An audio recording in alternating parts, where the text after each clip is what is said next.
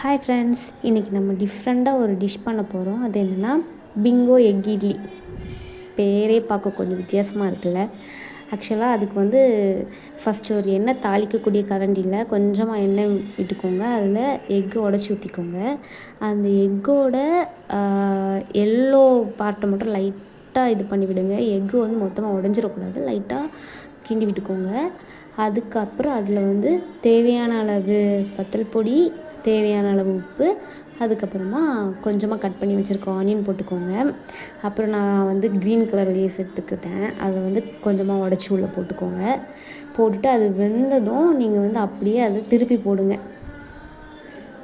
திருப்பி போட்டுட்டு அதை எடுத்துருங்க. அவ்வளோதான், டிஷ் ஓவர். இதை நான் செஞ்சு பார்த்தோம். நல்லா சாப்பிட்றதுக்கு கூட நல்லா இருந்துச்சு. நீங்களும் ட்ரை பண்ணி பாருங்கள் மறக்காமல். வீடியோ பிடிச்சிருந்தா லைக் பண்ணிவிட்டு நம்ம சேனலை சப்ஸ்கிரைப் பண்ணுங்கள். தேங்க்யூ, பாய்.